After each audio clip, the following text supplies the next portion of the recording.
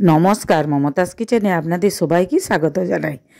आज के आमी आबार एकटी नतून भिडियो निये चले एसेछि, तार जोन्नो पुरो भिडियोटी देखार अनुरोध रइल। आजकेर दिनटा पिठे बानानोर उत्सव। एमन कोनो फैमिली नेই जे आजके बाड़ीते पिठे होबे ना, तार जोन्नो आजके कत रकमेर सबाई पुर दिये आर दिये पिठे बानाय। आजके आमी एखाने पिठे बानानोर जोन्नो बाँधाकपिर पुर बानाচ্ছি। बाँधाकपिर जोन्नो पुरेर जोन्नो कड़ाइए तेल दिए दिएছি।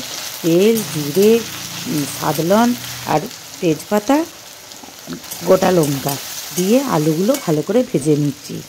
आलू भालो खूब भाजा हो गेছে। এখন বাঁধাকপি দিয়ে দিচ্ছি। বাঁধাকপিটাও ভালো করে ভেজে নেব। বাঁধাকপি ভেজে নেওয়ার পর আদাকে এইভাবে কুড়িয়ে দিচ্ছি। আপনারা বেটেও দিতে পারেন, আমি এখানে শুধু আদাটা এইভাবে কুড়িয়ে দিচ্ছি। এরপরে আমি স্বাদ মতো লবণ, হলুদ, জিরে, ধনে আর লঙ্কা গুঁড়ো আর অল্প কাশ্মীরি লঙ্কা গুঁড়ো দিয়ে ভালো করে কপিটি কষে নেব। আমি এই কপি রান্না করার জন্য জল ব্যবহার করছি না। কপি থেকেই যা জল বের হচ্ছে ওই জলেতেই কপিটা সেদ্ধ হয়ে যাবে।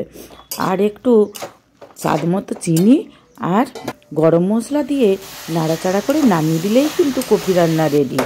আর এই কপির পুর করে পিঠে করলে পিঠেটা কিন্তু খেতে দারুণই লাগে। দেখুন কপি সেদ্ধ হওয়ার পরে কিন্তু চিনি দিচ্ছি, তারপরে গরম মশলা দিয়ে 1 মিনিট নাড়াচাড়া করলেই কপি রান্না রেডি। এখন আমার কপি রান্না হয়ে গেছে। এখন দেখুন আমি পোস্তরও পুর করছি। পোস্ত আর কাঁচা লঙ্কা একসাথে বেটে নিয়েছি, দিয়ে ঝুরি ঝুরি করে ভেজে নিচ্ছি। এখন আমি কড়াই বসিয়ে দিয়েছি, কড়াইয়ে জলও দিয়ে দিচ্ছি। এখানে আমি 4 বাটি জল দিচ্ছি, 2 বাটি চালের গুঁড়ি দেব আর স্বাদ মতো লবণ।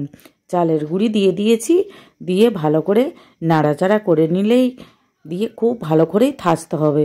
দেখুন এখানে চাল গুঁড়িটা আমি খুব ভালো করেই থেসে নিচ্ছি। একটু গরম গরম অবস্থায় ভালো করে থাসতে হবে। দেখুন এখানে আমার খুব ভালো করেই থাসা হয়ে গেছে। দেখুন এখানে আমি কত রকমের পুর করেছি। দেখুন নারকেল পুর, তিল পুর, চাঁচির পুর, কলাই পুর আর বাঁধাকপি, পোস্তর পুর আর সাদা নারকেল।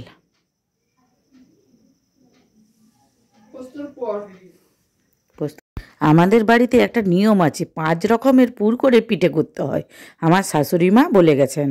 কিন্তু আমার এইবারে 7 রকমের পুর করা হয়ে গেছে। দেখুন আমি সব একে একে এইভাবে পিঠেগুলি করে নেব। প্রথমেই সবই 5টি 5টি করে প্রথমেই হাঁড়িতে বসাতে হয়, তারপরে যেমন খুশি করে করতে পারি। প্রথমে কিন্তু 5টি 5টি করেই করতে হবে। এখন আমি এইভাবে সব পিঠেগুলি পাকিয়ে নেব।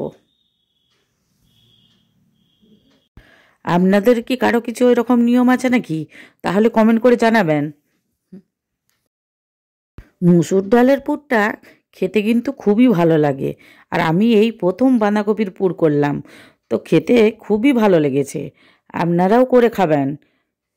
আর যদি বাঁধাকপির পুর করেন কেমন হয়েছে কমেন্ট করে জানাবেন কিন্তু। একটু ঝালঝাল করে পোস্তুর পুরও বানিয়েছি। পোস্তুর পুরের পিঠেটাও কিন্তু খেতে খুব সুন্দর হয়েছে। নারকেলের পুর করে তো হামেশাই পিঠে বানানো হয়, তাই অন্য ধরনের পুর ট্রাই করলাম। আপনারা সবাই কত রকমের পুর দিয়ে পিঠা বানাচ্ছেন একটু কমেন্ট করে জানাবেন। এই পিঠেটা বানাচ্ছি তিল পুর দিয়ে, আর দেখতে পুরো তিলের মতোই হয়েছে। দেখুন প্রত্যেকটা পুরের পিঠে আলাদা আলাদা শেপে করব। এটা দেখুন নারকেলের পুর দিয়ে পিঠে বানাচ্ছি। প্রত্যেকটা আলাদা আলাদা শেপে করলে চিনতে অসুবিধা হবে না। নারকেল আর তিলের পুরটা আমি কালকে বানিয়ে রেখেছিলাম। আজকে কফির পুর, পোস্তুর পুর, ডালের পুর সব আজকে বানালাম।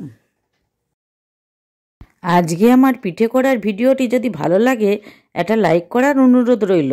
আর প্লিজ সাবস্ক্রাইব করবেন আর অনেক অনেক শেয়ারও করবেন। জানেন তো আমাদের এখানে একটা নিয়ম আছে, হাঁড়িতে পিঠে হওয়ার পরে হাঁড়ির মধ্যে 5টা পিঠে রেখে দিতে হবে আর খড় বেঁধে রেখে দিতে হবে। ওই পিঠেটি পরের দিন জলে দিয়ে দিতে হবে, না হলে পশুকারে খাইয়ে দিতে হবে। ওই পিঠেটা কিন্তু আমাদের খাওয়া চলবে না। আমি কিন্তু এত রকমের পুর পিঠে সব একা হাতেই বানিয়েছি। এই পিঠেটা পুরো দেখতে পানি ফলের মতো। এখন আমার সব রকমের পুর দিয়ে 5টি করে পিঠে হয়ে গেছে। এখন ওভেনে আমি জল গরমও করতে দিয়ে দিয়েছি। এখন পিঠেগুলি সেদ্ধ করার জন্য বসিয়ে দেব।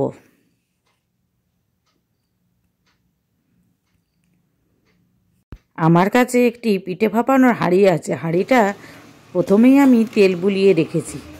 হাঁড়ির মধ্যে সব পিঠেগুলি দিয়ে ঢাকা দিয়ে দেব। ঢাকা দিয়ে 15 মিনিট অপেক্ষা করলেই পিঠে কিন্তু হয়ে যাবে।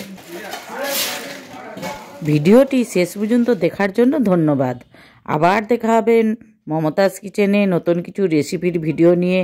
আপনারা ভালো থাকবেন, এইভাবে সহযোগিতা করুন। ধন্যবাদ।